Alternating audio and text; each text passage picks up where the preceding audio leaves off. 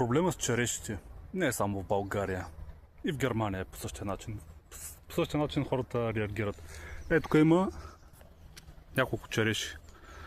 Така се виждат. Те са в един парк, който е, да знам, или държавна, или частна собственост, не знам. Но ето се вижда, че черешите седят така. Не ги берат, капят. Всяка година са така. Седят, капят и ги фърлят един вид. Един ден минавам от тук и имаше доста хора се разхождаха. Мисля, че беше някакъв празник, почивен ден.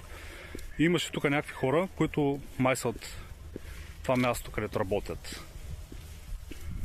И тук минаваха хора и си берат по някоя черешка от самите клони.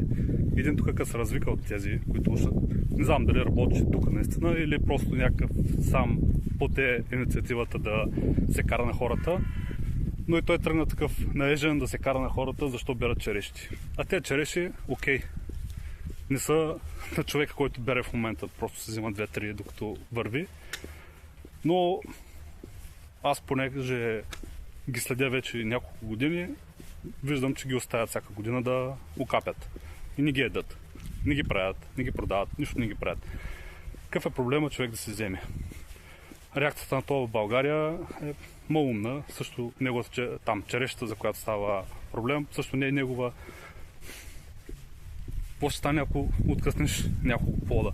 Просто като не иска да ти късат черешите, сеж ги, ето тук има ограда, сеж ги ей там и никой не ти ги бере.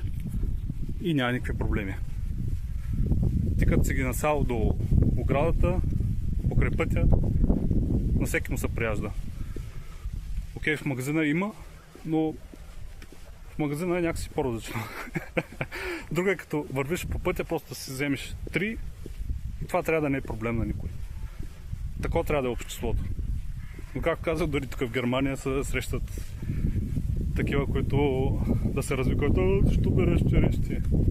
Не знам каква трябва да е нормалната реакция, но аз съм на мнение, че като имаш череша, ще се насееш навътре в двора, като си се береш, ти да се я береш. Сега някой като влезе в двора, вече тогава си е престъпление. Но такова, което е на пътя, е малко... Нали. Черешите останаха по дърветата, така да изгният, да окапят, да ферментират в дървото, на дървото.